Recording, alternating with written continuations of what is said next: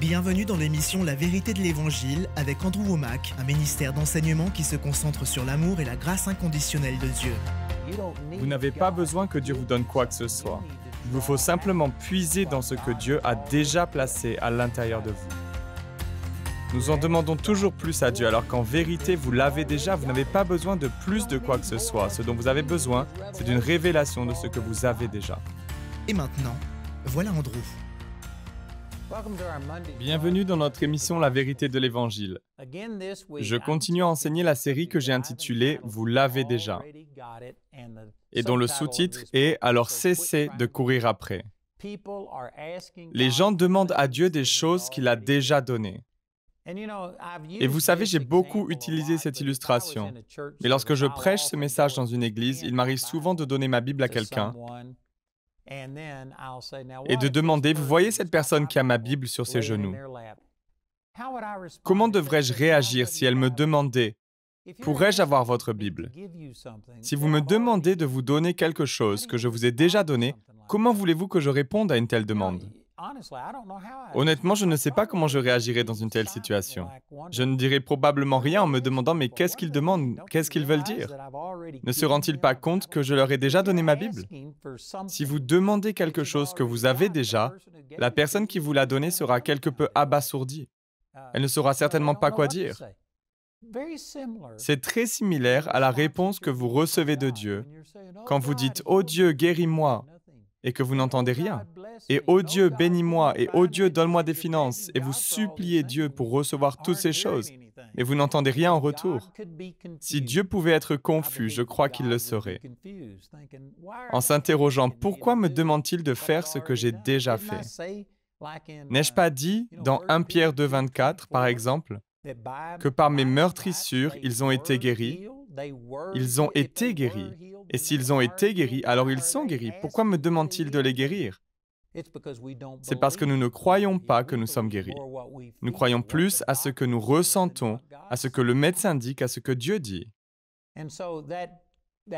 Donc ce silence que nous obtenons après nos prières, je prends quelques libertés ici, mais dans un sens, c'est comme si Dieu disait à Jésus, « Ne leur as-tu pas dit que par tes meurtrissures, ils avaient été guéris? Pourquoi demandent-ils la guérison alors que nous leur avons déjà donné? » On comprend que ça n'est tout simplement pas très intelligent de faire ça. C'est ce que j'essaie de faire comprendre, que Dieu a anticipé tous les problèmes auxquels nous pourrions avoir à faire face et qu'avant même que vous n'en ayez besoin, Dieu avait déjà créé la provision. Dieu a déjà pourvu et si vous êtes né de nouveau, si Jésus est devenu votre Seigneur, nous avons lu ce passage qui dit que vous avez déjà reçu le pardon, que Dieu vit déjà en vous et que tout ce que Dieu est et a est à l'intérieur de vous. Vous n'avez pas besoin que Dieu vous donne quoi que ce soit, vous avez besoin de puiser dans ce que Dieu a déjà mis à l'intérieur de vous.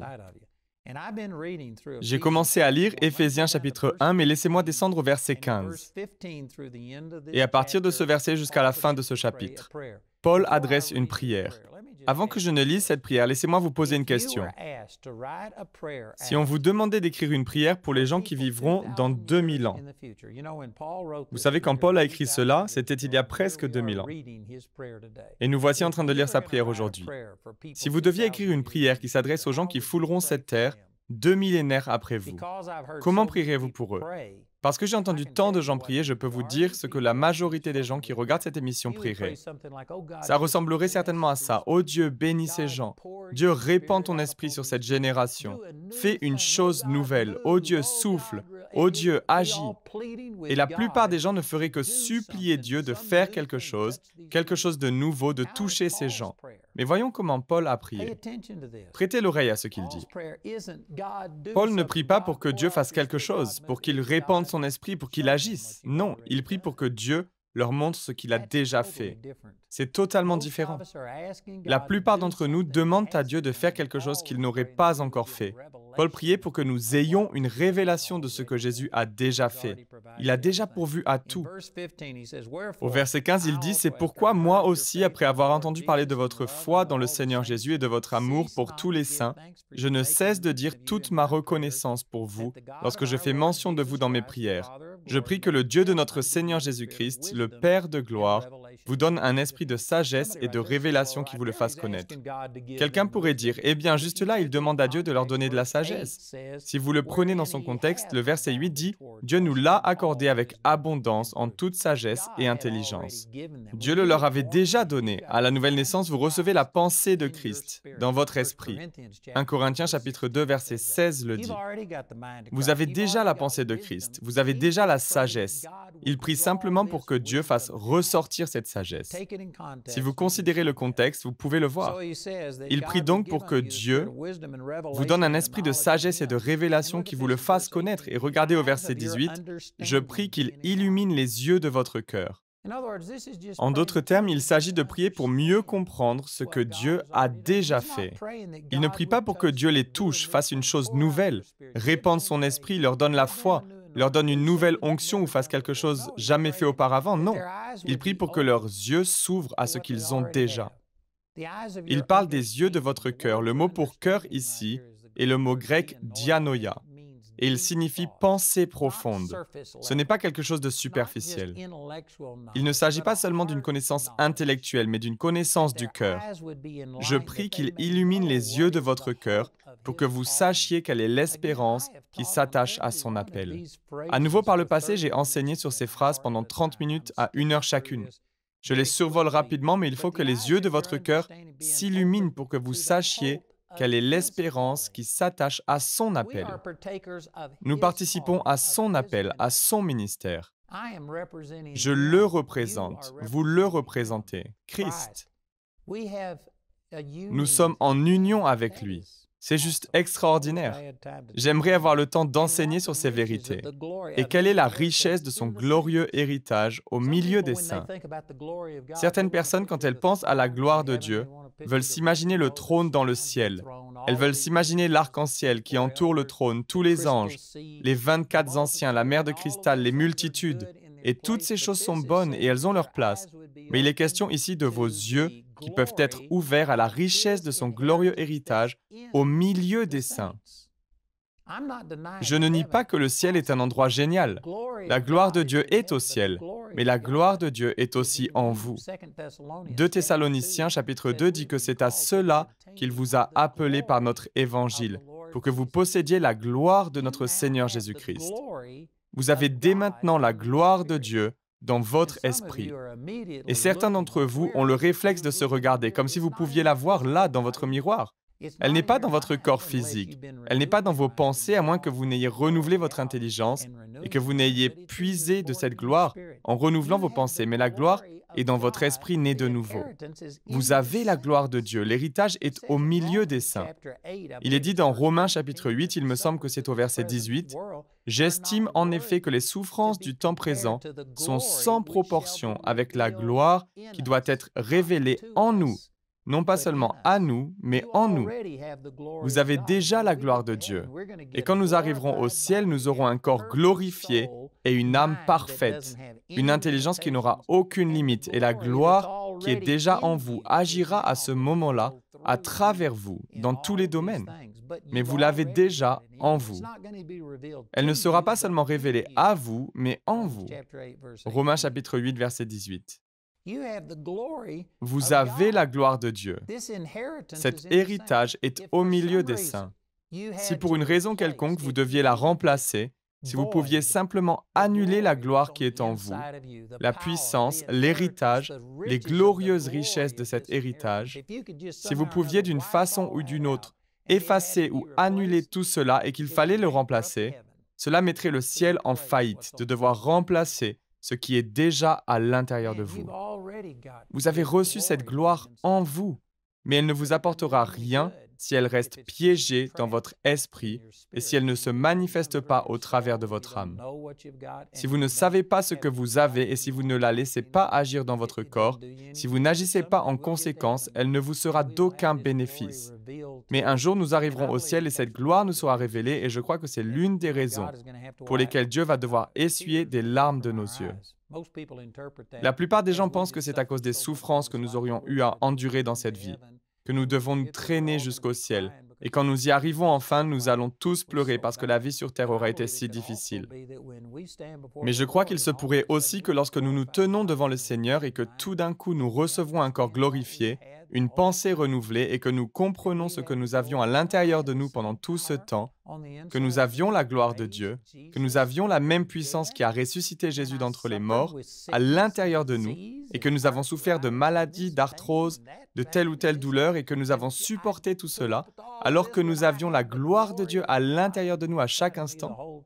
Je crois qu'il va y avoir des pleurs, des gémissements et des grincements de dents et que Dieu va devoir surnaturellement essuyer les larmes de nos yeux, non seulement à cause de toutes les difficultés que nous avons eues dans cette vie, mais aussi lorsque nous réaliserons que nous avons vécu si loin de nos privilèges, que nous n'en avons pas profité.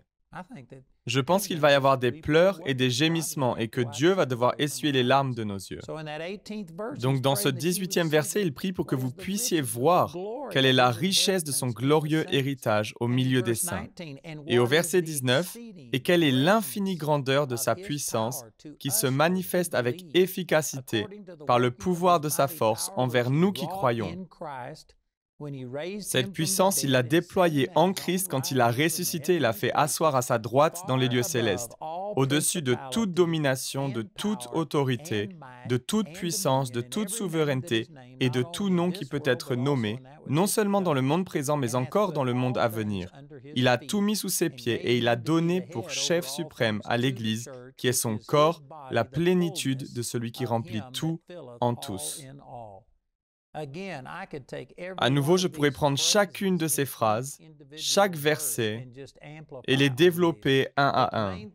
Mais l'élément principal sur lequel je veux me concentrer est qu'au verset 19, il prie pour que vos yeux soient ouverts à l'infinie grandeur de sa puissance, qui se manifeste avec efficacité par le pouvoir de sa force envers nous qui croyons. Il s'agit de la même puissance qu'il a utilisée lorsqu'il a ressuscité Jésus-Christ d'entre les morts. Il y a beaucoup de chrétiens qui pensent « Eh bien oui, j'ai une certaine puissance en moi, mais je n'en ai pas assez. Oh Dieu, donne-moi plus de puissance, donne-moi plus d'onction, donne-moi plus de foi. » Vous savez, il y a des gens qui utilisent des versets comme dans 2 Rois chapitre 2, où Élisée a reçu une double portion de l'onction d'Élie, et il a fini par faire 2 fois plus de miracles. Et j'ai même été dans des églises qui organisaient des soirées double portion. Et ils vous demandent de les laisser vous oindre avec de l'huile et prier pour que vous ayez 2 fois plus d'onction. Maintenant, vous pourriez avoir 2 fois plus d'onction active en vous, mais vous ne pouvez pas avoir 2 fois plus d'onction. Élisée a pu recevoir 2 fois plus d'onction qui était sur Élie parce qu'il n'en avait qu'une partie, mais nous en avons la plénitude. Nous venons de lire au verset 23 que Jésus a été donné pour chef suprême à l'Église qui est son corps, la plénitude de celui qui remplit tout en tous. Il est dit dans Jean chapitre 1, il me semble au verset 16, que nous avons tous reçu de sa plénitude, et grâce sur grâce. Vous avez reçu de sa plénitude. Vous ne pouvez pas être plus rempli. Vous ne pouvez pas avoir une double portion de la plénitude. À votre nouvelle naissance, vous n'avez pas reçu juste un petit peu de Jésus, mais vous l'avez entièrement reçu. Et c'est en lui qu'habite corporellement toute la plénitude de la divinité. Donc vous ne pouvez pas en recevoir davantage. Alors quand vous dites « Dieu, j'ai besoin de plus de toi, j'ai besoin de plus de puissance, j'ai besoin de plus d'onction, j'ai besoin de plus de foi, j'ai besoin de ceci ou cela », vous avez peut-être besoin de plus de puissance en opération dans votre vie, mais vous ne pouvez pas en recevoir davantage. Où Dieu irait-il pour en obtenir plus? Vous avez déjà reçu la plénitude de Jésus à l'intérieur de vous. Où pourriez-vous trouver quelque chose de supérieur à cela? Vous voyez, la raison pour laquelle nous ne voyons pas la puissance de Dieu se manifester, c'est tout d'abord que nous ignorons ce que nous avons reçu. Nous n'y croyons pas. Nous demandons plus à Dieu alors qu'en vérité, vous l'avez déjà reçu. Vous n'avez pas besoin de plus. Ce dont vous avez besoin, c'est la révélation de ce que vous avez déjà. Il vous faut commencer à utiliser ce que vous avez déjà. Il vous faut commencer à vivre par la foi plutôt que dans l'incrédulité.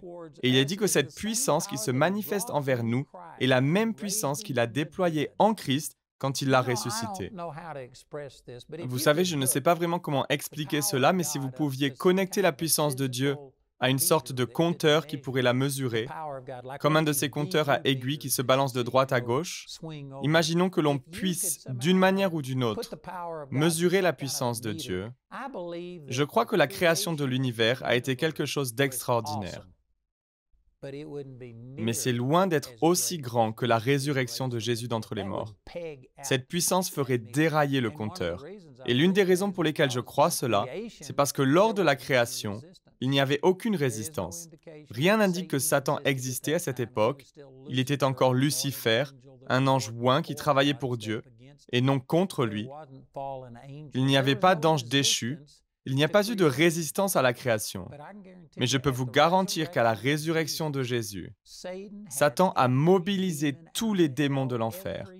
Il a monopolisé toute sa force afin d'empêcher Jésus de ressusciter d'entre les morts. Il y a donc eu une résistance lorsqu'il s'est agi de ressusciter Jésus d'entre les morts. Et donc ressusciter Jésus d'entre les morts, pas seulement son corps physique, mais faire sortir Jésus de l'enfer avec les clés de la mort et du séjour des morts suspendues à sa ceinture, voilà la plus grande manifestation de la puissance de Dieu qui ait jamais existé. Vous savez, l'église que j'ai fréquentée pendant longtemps était une grande église qui proposait des comédies musicales, des pièces de théâtre et ce genre de choses. Et dans l'une d'entre elles, il y avait une personne qui personnifiait Satan. Et lorsque Jésus était persécuté par les scribes, les pharisiens et les hypocrites, cette personne en noir était toujours là, murmurant à l'oreille des gens. Et cela montrait bien que c'était Satan qui inspirait toute cette opposition. Et lorsqu'il s'est agi de la résurrection de Jésus, ils avaient représenté un tombeau avec une énorme pierre qui avait été roulée. Et lorsqu'est venu le matin de la résurrection, on y voyait Satan, on y voyait cette personne qui personnifiait Satan, poussant de toutes ses forces contre cette pierre qui couvrait le tombeau. Et puis, il y a eu cette explosion, et il y a eu toute cette fumée. Et quand la fumée s'est dissipée, on pouvait voir Satan à terre sur le dos avec cette grosse pierre tombale qui l'écrasait et Jésus debout sur la pierre avec les bras levés. C'était une façon d'essayer d'illustrer que Satan et toute sa puissance ont lutté contre la résurrection de Jésus, mais n'ont pas pu l'arrêter. Vous avez cette puissance de la résurrection, la plus grande démonstration de la puissance de Dieu qui ait jamais existé dans l'histoire de l'humanité. Cette même puissance est en vous. C'est ce qu'il est dit ici. Revenez en arrière en gardant toutes ces informations en tête et en vous rappelant que Paul a prié pour que Dieu illumine les yeux de votre cœur pour que vous sachiez quelle est l'espérance qui s'attache à son appel, quelle est la richesse de son glorieux héritage au milieu des saints et quelle est l'infinie grandeur de sa puissance qui se manifeste avec efficacité par le pouvoir de sa force envers nous qui croyons. Nous voyons au verset 20, au verset qui suit, que c'est cette même puissance, la même qualité de puissance, aux mêmes proportions et au même niveau que Dieu a utilisé à la résurrection. Donc la puissance qui se manifeste avec efficacité envers nous est cette même puissance que Dieu a déployée en Christ quand il a ressuscité et l'a fait asseoir à sa droite dans les lieux célestes au-dessus de toute domination, de toute autorité, de toute puissance, de toute souveraineté et de tout nom qui peut être nommé, non seulement dans le monde présent, mais encore dans le monde à venir. Vous êtes assis avec Christ dans les lieux célestes. Vous êtes bien au-dessus de toute la puissance du diable, de la domination et des principautés. Et encore une fois, voyez-vous, la plupart des chrétiens savent qu'il y a un diable. Ils savent qu'il y a des démons. Ils savent qu'il y a une opposition spirituelle. Mais le chrétien moyen est intimidé et a peur du diable parce qu'il ne sait pas ce qu'il a reçu. Et il demande à Dieu, « Oh Dieu, donne-moi plus de puissance. » Et il s'approche du Seigneur. Je l'ai déjà entendu en disant, « Oh Dieu, réprimande le diable. » Non, il a dit dans Jacques chapitre 4, verset 7, « Vous résistez au diable, et il fuira loin de vous. » Dieu et le diable se sont déjà rencontrés. Jésus l'a vaincu. Jésus est maintenant bien au-dessus et vous avez cette même puissance et cette même autorité. Vous êtes maintenant assis en Christ dans les lieux célestes. Vous avez ce même pouvoir et cette même autorité, mais si vous ne le savez pas, et si vous dites « Oh Dieu, s'il te plaît, chasse le diable à ma place », cela n'arrivera pas, car il est dit « Résistez au diable et il fuira loin de vous ». Ce n'est pas votre puissance, c'est la puissance de Dieu, mais elle est en vous. et si vous ne l'utilisez pas, rien ne changera. Si vous demandez à Dieu de réprimander le diable, si vous demandez à Dieu d'enlever cette maladie, d'ôter cette pauvreté, de faire disparaître votre dépression, et si vous restez assis là, de manière passive, comme si vous ne pouviez rien faire, et que c'était à Dieu de tout faire en disant « S'il te plaît, viens me toucher. Veux-tu bien faire ceci ou cela ?» Vous allez mourir, vous allez rester dans la pauvreté. Vous n'allez pas vous remettre de votre dépression. Parce que Dieu vous a donné cette autorité et cette puissance, et il vous faut tout d'abord y croire. Encore une fois, un verset que j'ai souvent utilisé, Philémon 1,6, qui dit que ta participation à la foi soit efficace, cela signifie qu'elle commence à fonctionner pour la cause de Christ en faisant reconnaître en nous toute espèce de bien. Vous devez reconnaître ce que vous avez reçu. Vous devez y croire, vous devez savoir que vous êtes assis en Christ, au-dessus de toute principauté et de toute puissance, et vous devez ensuite l'utiliser. La puissance de Dieu s'active par la voix. Proverbe 18, 21 nous dit que la langue a le pouvoir de vie et de mort. Vous devez commencer à le déclarer à haute voix. Satan, je te résiste au nom de Jésus. Tu t'éloignes de moi. C'est la puissance de Dieu, mais elle est en moi et je te l'ordonne, je te résiste et tu dois fuir. Et ce n'est que lorsque vous prendrez votre autorité et commencerez à utiliser et à résister au diable que cette maladie, cette pauvreté, cette dépression et cette oppression vous quitteront. Vous ne pouvez pas vous contenter de dire « Oh Dieu, s'il te plaît, fais-le à ma place ». Dieu a fait sa part. Vous avez déjà la même puissance que Dieu a utilisée pour ressusciter Jésus des morts et elle habite à l'intérieur de vous si vous êtes né de nouveau. Cela devrait suffire pour votre mal de tête, pour votre diabète, pour votre cancer, pour votre rhume, pour n'importe quoi. La puissance qui est à l'intérieur de vous est si grande qu'elle n'est même pas comparable aux problèmes que vous avez. Un homme est venu me voir une fois, il m'a demandé si je pouvais prier pour lui. Et je lui ai demandé qu'est-ce qui ne va pas. Ce à quoi il a répondu, j'ai une douleur au cou, elle descend dans mes épaules et longe ma colonne vertébrale. J'ai aussi une douleur à la hanche, j'ai une sciatique. Et il a décrit tous ses problèmes en partant de la tête et en allant jusqu'aux pieds, jusqu'à ses orteils. Même ses pieds le faisaient souffrir. Mais il m'a demandé si vous pouviez prier et faire partir la douleur dans mon cou, je pourrais vivre avec tout le reste. Et quand il a dit cela, je lui ai répondu, « Eh bien, je comprends. Si nous demandions à Dieu de guérir toutes ces choses en même temps, les lumières dans le ciel pourraient perdre de leur intensité. Je ne suis pas sûr que Dieu ait assez de puissance et d'énergie pour régler tous ces problèmes. Donc demandons-lui juste une petite partie de tout ça, parce qu'il pourrait ne pas être capable de tout faire. » Et quand cet homme a compris ce que je lui disais, il s'est exclamé, « Eh bien, je réalise que ce que j'ai dit était vraiment stupide, non ?» Ce à quoi j'ai répondu, « Oui, c'était vraiment stupide. La puissance de Dieu est tellement grande que rien ne peut s'y opposer.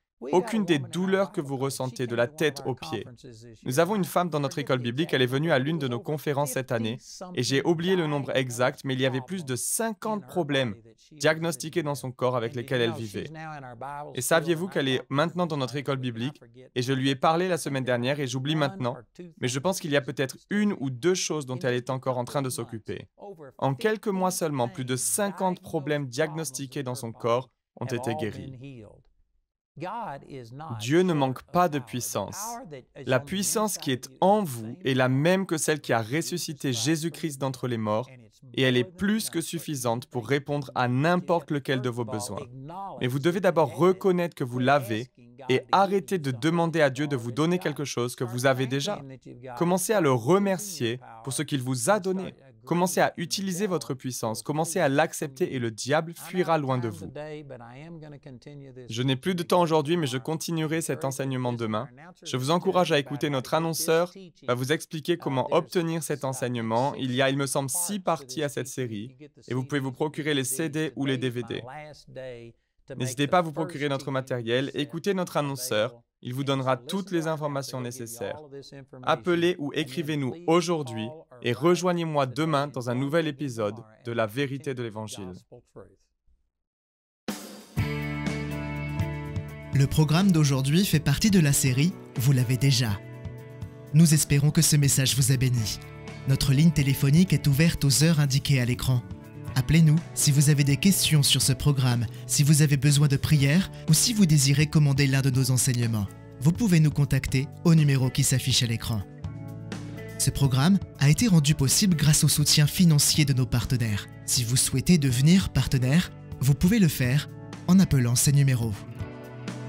Nous vous proposons un livre sur le même sujet que l'émission d'aujourd'hui, intitulé « Vous l'avez déjà », que vous pouvez vous procurer pour 16 €.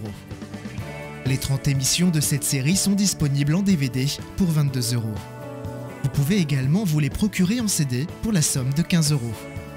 Si vous commandez les 2 albums, CD et DVD de manière simultanée, le prix de l'ensemble est de seulement 30 €. Vous pouvez aussi opter pour les fichiers audio MP3 et vidéo MP4 sur clé USB pour 30 €. Le guide d'étude est pour l'instant seulement disponible en anglais. Il inclut le contenu du livre ainsi que des questions en rapport avec chaque sujet abordé afin d'étudier seul ou en groupe. Pour tous nos téléspectateurs qui se trouvent en dehors de l'Europe, tous les produits que nous vous présentons sont disponibles grâce à nos bureaux dans votre région. Vous pouvez les contacter grâce aux détails qui s'affichent sur votre écran afin de connaître le prix dans leur monnaie locale. Andrew a à cœur que chacun puisse écouter ou regarder ce programme à sa convenance et puisse le partager avec d'autres. Si vous ne pouvez pas vous permettre d'acheter les CD ou DVD, nous vous enverrons un lien afin de télécharger gratuitement l'enseignement de cette semaine en version audio MP3. Notez que vous ne pouvez profiter de cette offre qu'en appelant notre ligne téléphonique. Vous pouvez nous appeler dès maintenant au numéro qui s'affiche sur votre écran. Nous nous ferons un plaisir de répondre à vos questions, de prier avec vous ou de vous aider à commander l'un de nos enseignements. Notre ligne sera ouverte pendant les heures inscrites à l'écran. Nos opérateurs téléphoniques répondront en français ou en anglais selon les informations qui se trouvent sur cette annonce. Toutes les ressources d'Andrew en français se trouvent dans les boutiques en ligne des sites internet de nos bureaux affichés à l'écran. Vous pouvez également nous joindre par email en français et en anglais aux adresses qui s'affichent sur votre écran. Nous espérons avoir de vos nouvelles. La prochaine fois dans la vérité de l'Évangile. En d'autres termes, Dieu ne nous aime pas parce que nous sommes aimables. Il nous aime parce qu'il est amour. 1 Jean chapitre 4 verset 8. Au verset 5, nous qui étions morts en raison de nos fautes, il nous a rendus à la vie avec Christ. À nouveau, c'est une chose devenue réalité. Il est erroné de dire que nous sommes dans nos péchés et que si nous continuons à louer Dieu, un jour il nous rendra à la vie. Non, nous étions dans le péché avant de naître de nouveau, mais maintenant nous avons été ramenés à la vie, rendus vivants ensemble, avec Christ. C'est par grâce que vous êtes sauvés. Il nous a ressuscités et fait asseoir avec lui. Remarquez la terminologie, il l'a fait, c'est déjà accompli. Certains d'entre vous n'ont pas l'impression d'avoir été ressuscités d'entre les morts. C'est parce que vous vivez selon ce que vous expérimentez dans votre corps physique et dans vos émotions, plus que vous ne vivez selon qui vous êtes en Christ. Mais si vous pouviez comprendre et recevoir cette vérité, si vous pouviez changer votre identité et réaliser que vous avez été transformé, vous savez, si vous êtes en prison, peut-être que vous avez fait quelque chose de mal et que vous êtes chaque jour confronté à votre péché, vous êtes incarcéré et séparé du monde à cause du danger que vous représentiez pour les gens. Vous êtes puni, donc pour certains d'entre vous, il serait facile de penser, après tout, je ne suis qu'un escroc, je suis un voleur, j'ai tué ou quoi que ce soit d'autre. Mais vous savez, quand vous naissez de nouveau, vous devenez une nouvelle personne en Christ. 2 Corinthiens 5, 17. Et même si vous devez encore faire face à certaines conséquences tangibles de votre passé, vous êtes peut-être même encore dans votre cellule, mais vous n'êtes plus la même personne. Vous avez été rendu à la vie avec le Christ. Vous avez été ressuscité des morts. L'homme spirituel qui est en vous est lavé et parfait. Il n'a aucune impureté en lui. Rejoignez-nous pour plus d'émissions La vérité de l'Évangile.